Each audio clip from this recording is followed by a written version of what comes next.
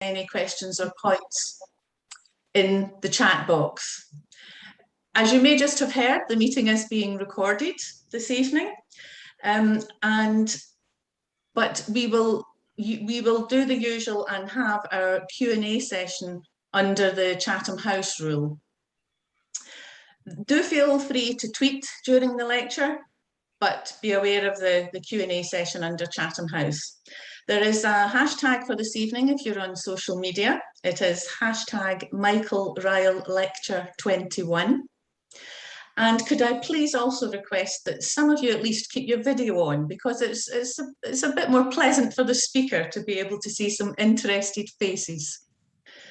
So thank you, and over to you, Lord Norton. Well, thank you very much, Eileen, and I'm delighted to welcome everyone to this evening's Michael Ryle Memorial Lecture and to introduce our speaker. The lecture, as many of you know, is named after Michael Ryle, without whom there would be no Study of Parliament group. In 1964, Bernard Crick published his seminal work, The Reform of Parliament.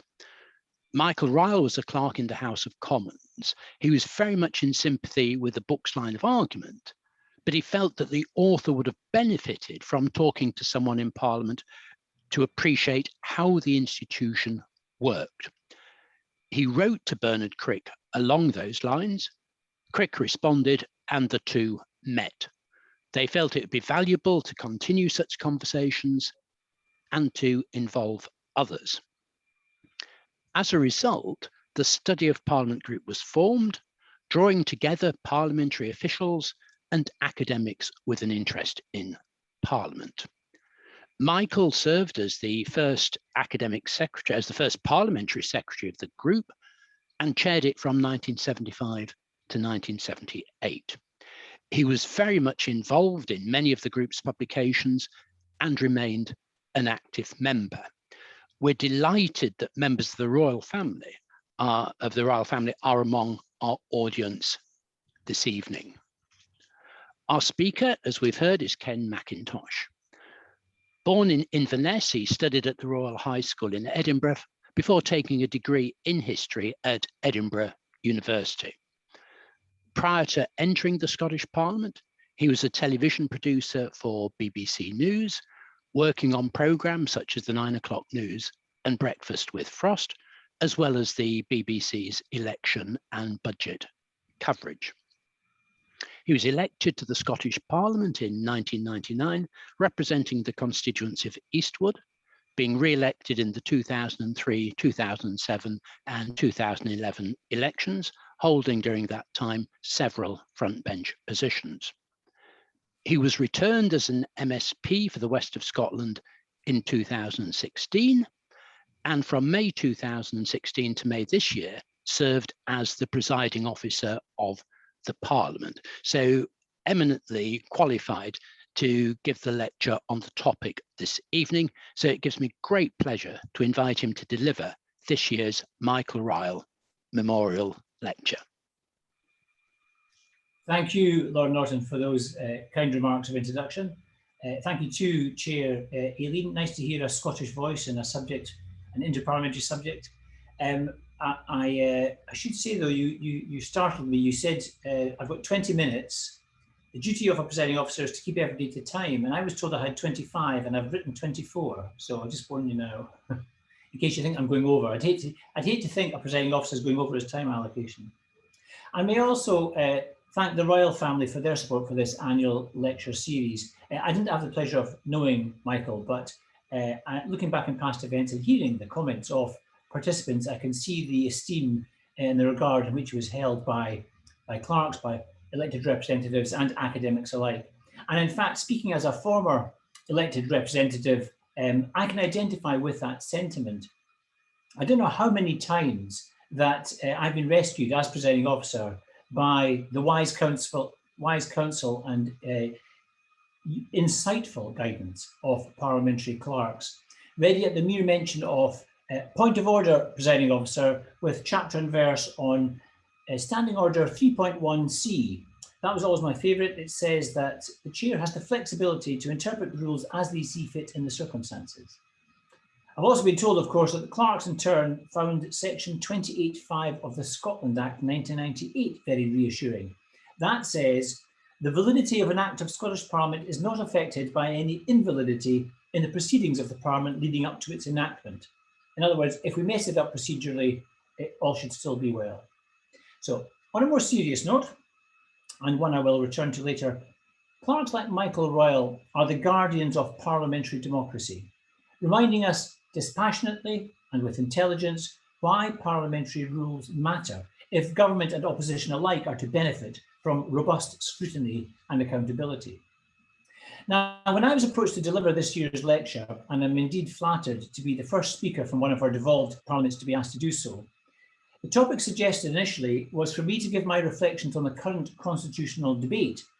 Well, I didn't quite drop my coffee cup at the prospect, but after 5 years of studied impartiality as the Scottish Parliament's presiding officer, I'm sure you can imagine my unease at the prospect of wading into the most sensitive, most heated, and most divisive political debate in Scotland over the last 2 decades. And I know that colleagues in the Speaker's chair in Wales and Northern Ireland are able to maintain their party membership and to stay in the game, as it were.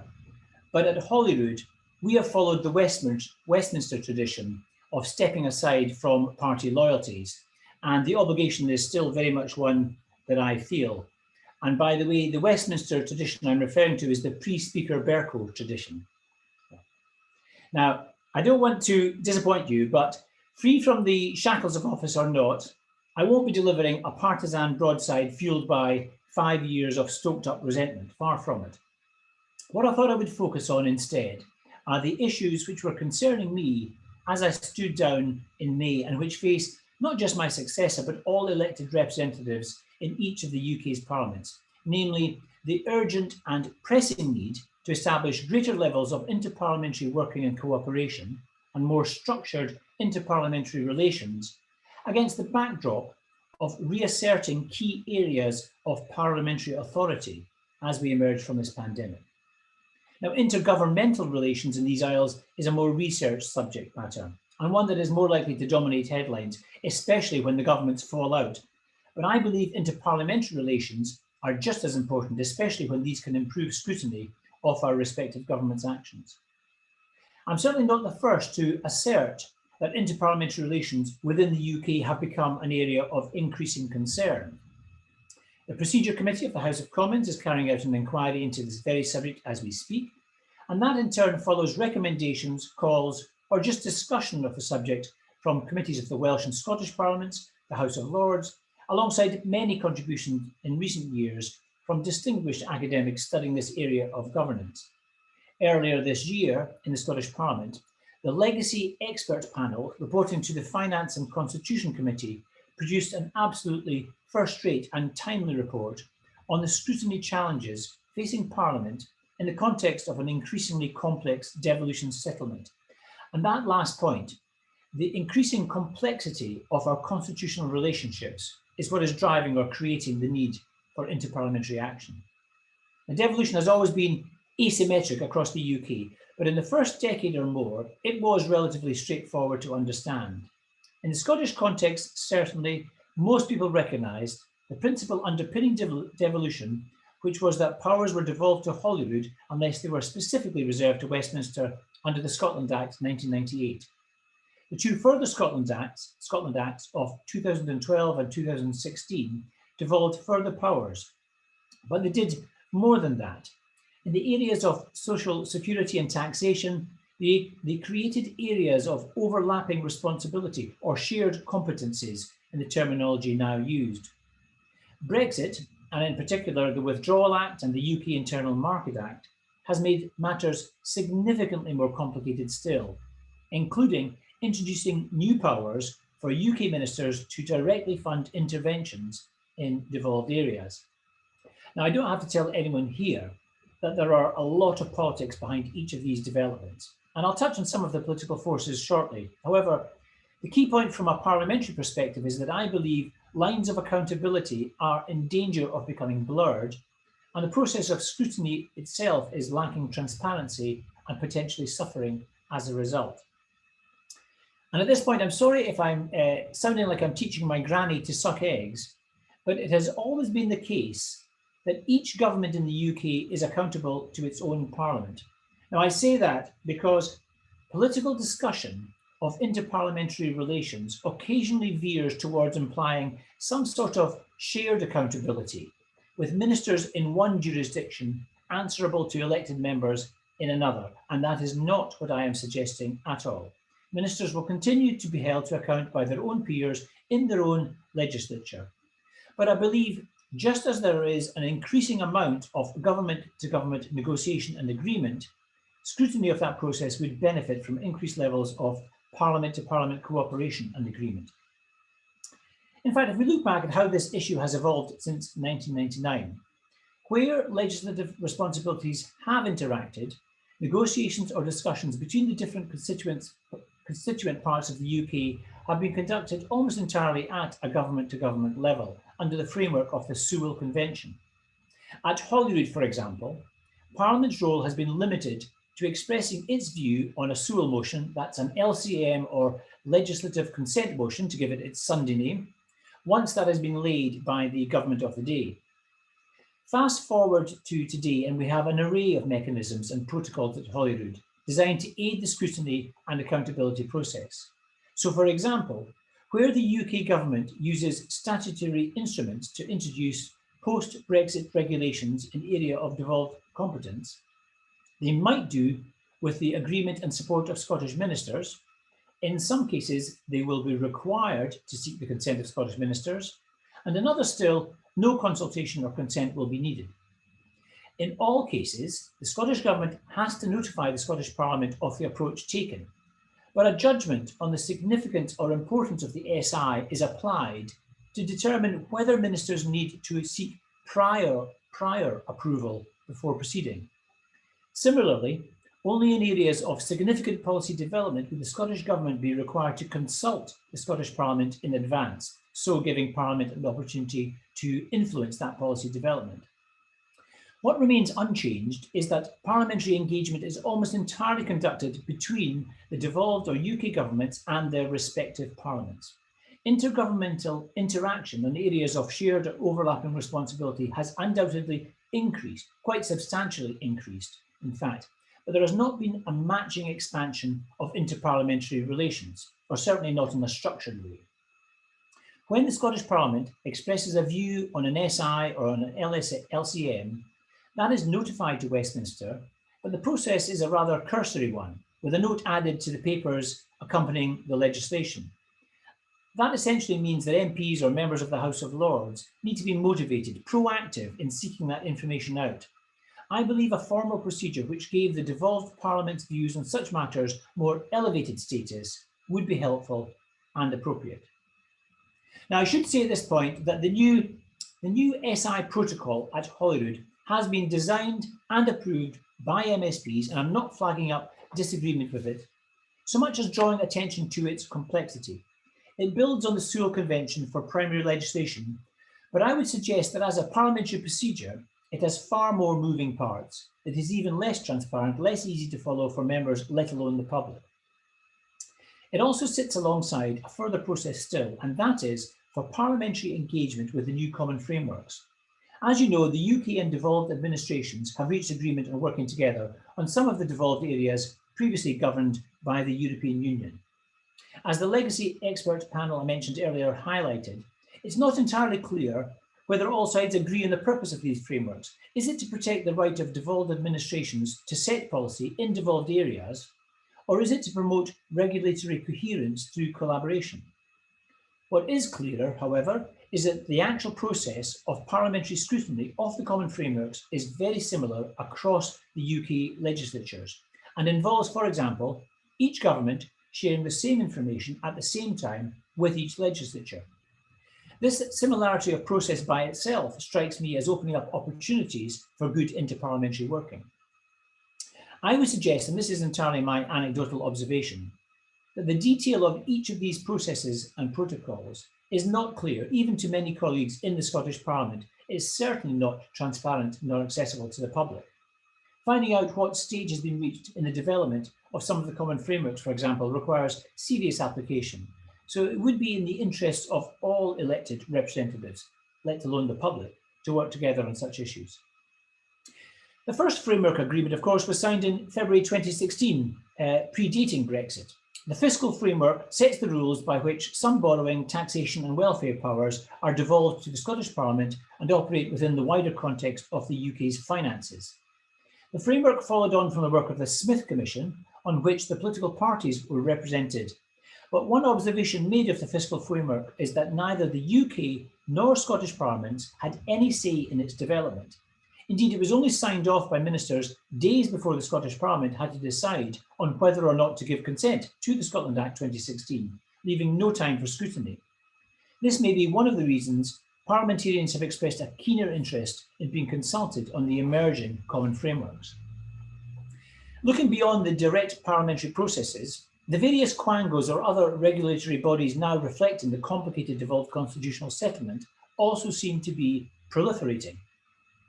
There have always been a few areas in the devolved era, such as initially at least food standards, where agencies worked across the internal UK borders.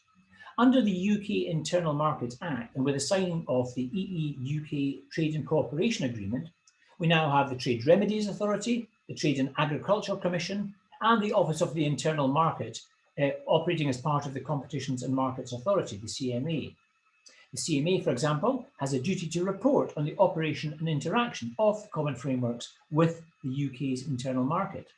Again, I'm not making any political point here about any of these bodies other than noting the complexity of governance and accountability mechanisms, even with enormous amounts of political goodwill and a desire to work together on a common regulatory approach.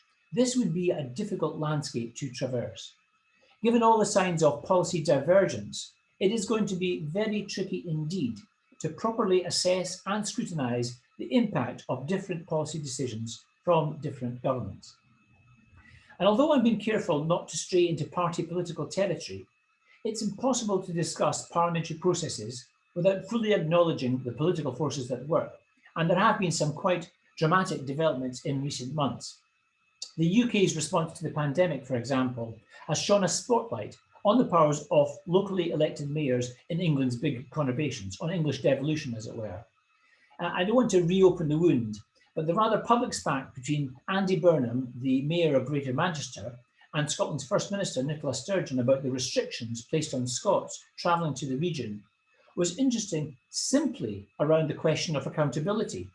It was a disagreement and a situation unimaginable in the pre-devolution era.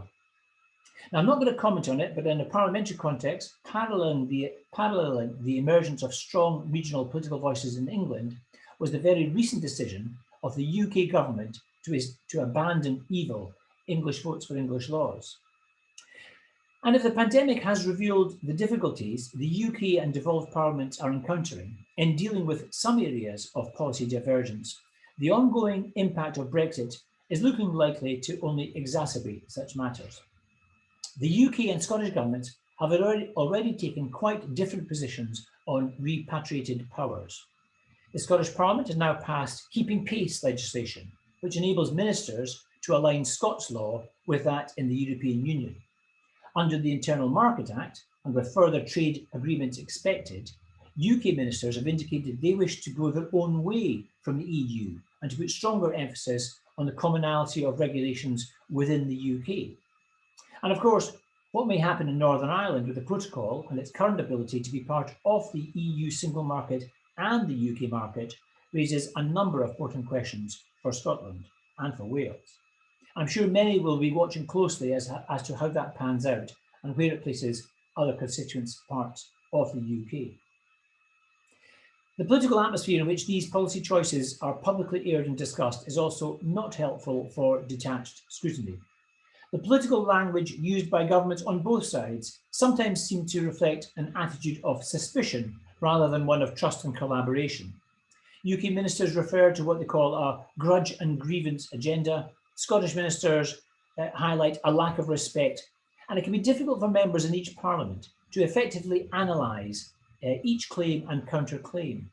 Even more importantly, it's hard for parliamentarians to get beyond the public spats and find detail on what it is that two governments are actually disputing, since little information with substantive detail is published by the various joint ministerial bodies.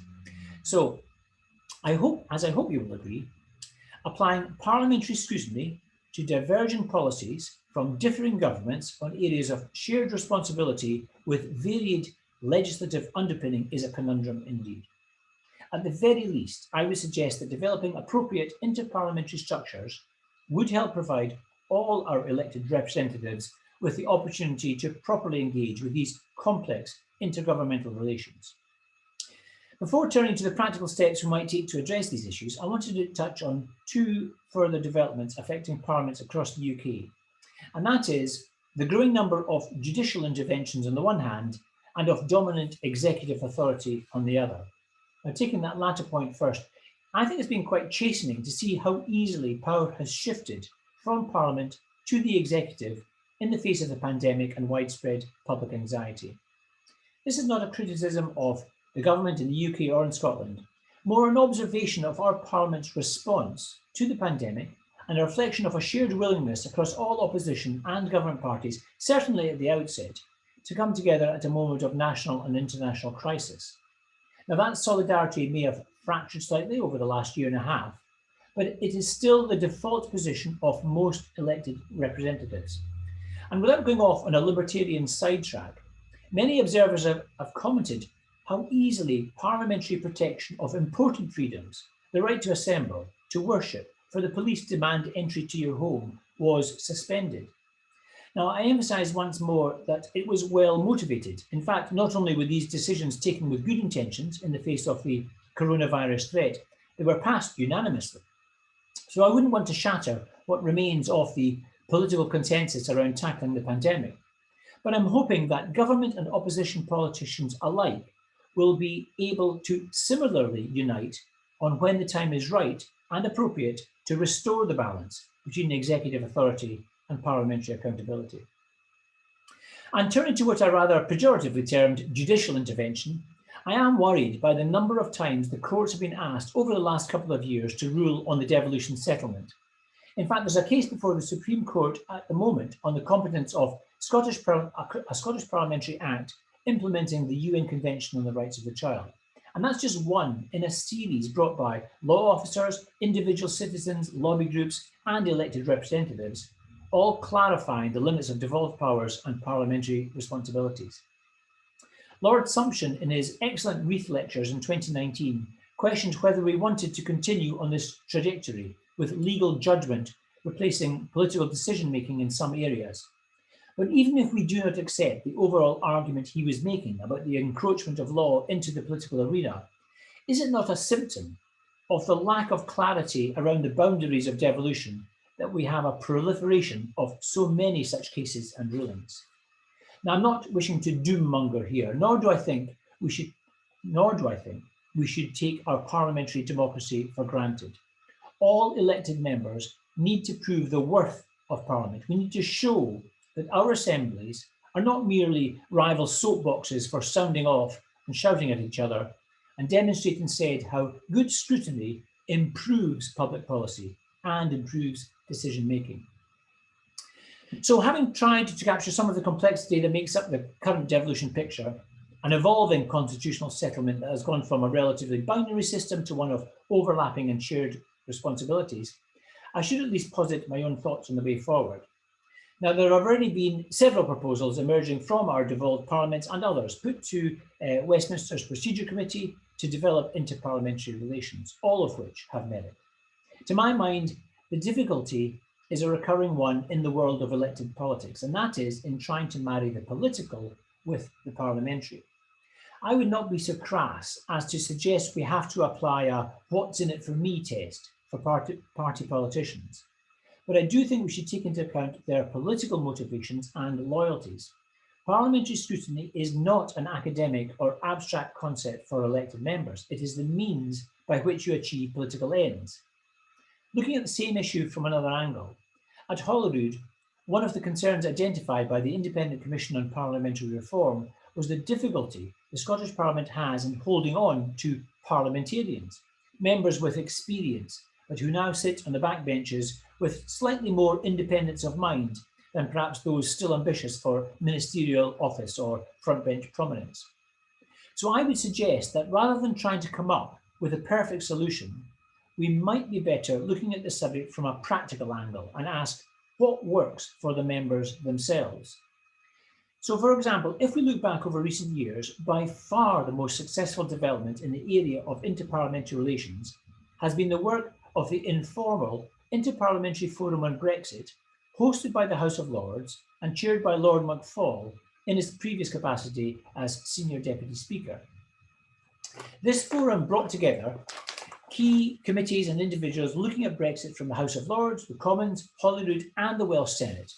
Now, although initial enthusiasm for this body did seem to cool over time, I know its establishment was enthusiastically welcomed by MSPs from all sides in the Scottish Parliament. It addressed a real need and allowed members to benefit from sharing thoughts, advice and information with colleagues from all of the other UK parliaments. It led to several joint committee sessions between committees at Westminster and Holyrood with similar responsibilities.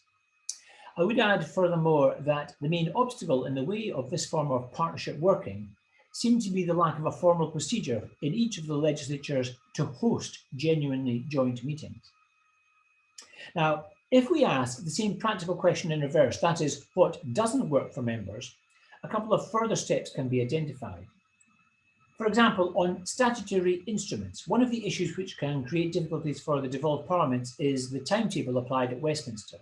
Once an instrument has been laid, committees in the Scottish Parliament need time to give it full consideration, and ideally, the Holyrood Committee's conclusions should then be shared with the appropriate committee at Westminster before the process there has completed. On LCMs in particular, given that these apply to pieces of primary legislation, I believe a more formal parliament-to-parliament procedure is needed to truly do justice to the arrangements for devolved scrutiny. The direct accountability of government ministers for decisions taken remains a matter for each respective parliament, but the process of policy development and public scrutiny can surely only be enhanced by sharing the information gained in each and every legislature. Given that intergovernmental relations can occasionally degenerate into a form of megaphone diplomacy, I believe interparliamentary cooperation on these issues could potentially provide greater clarity for representatives and the public alike. To this end, I would like to see a more formal interparliamentary process which allows Westminster in particular, but the devolved assemblies too, to acknowledge and report on the debate and discussion which has taken place in their sister parliaments. And how could we achieve these objectives? Well, I don't believe any of these steps require legislation. Going down the legislative route essentially depends on government backing. And much as I believe government ministers would support greater levels of parliamentary scrutiny as it gives their decisions greater authority, I can't see this being a priority for any administration. Where we might be on stronger ground is in working with the speakers and presiding officers across each of the UK's legislatures. Each parliament then has an impartial representative leading on this issue. I'm conscious that the elevation of Lord McFall to the position of the Lord Speaker seems particularly timely in this regard and gives us a champion at Westminster who is clearly motivated and informed on these issues.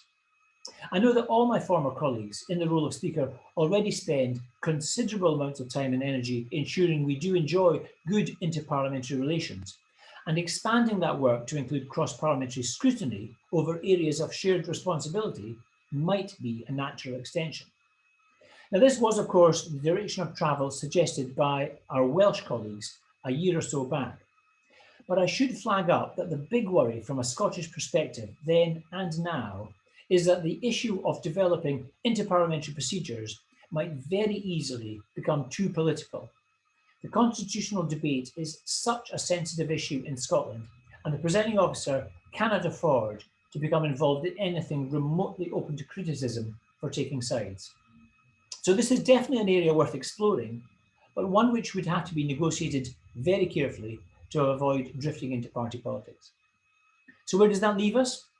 Well, I began my lecture by singing the praises of parliamentary clerks and their mastery of standing orders. And this is actually the key to the approach I would take. Clerks, as members of this forum can testify, are parliamentarians through and through, and are used to applying their knowledge and expertise to creating opportunities for thorough and impartial scrutiny. In fact, clerks across each and all the UK legislatures regularly share information, advice and insight on every one of the issues I have highlighted today.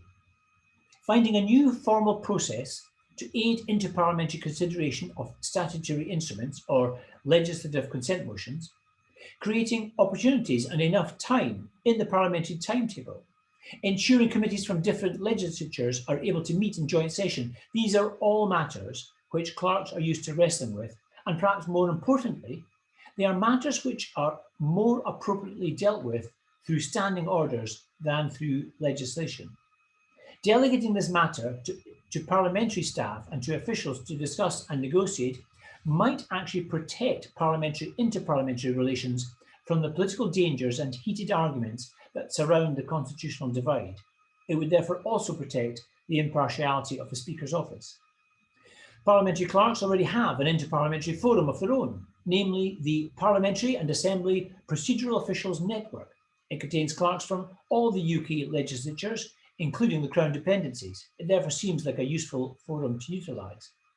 Clerks are well used to speaking to and taking advice from other leading experts, such as academics and researchers who study the work of Parliament for a living. And indeed, there are many present tonight through this forum, Study of Parliament group. So, if we agree that we need to improve inter-parliamentary relations, I would suggest that our parliamentary clerks are best placed to take this work forward. They are the principal advisors to our various presiding officers. They have the detailed knowledge of parliamentary procedures, the political insight and the judgment needed, and vitally, they have the interests of Parliament democracy at heart. And given that clerks make up a fair number of this audience too, on that note, over to you. Excellent.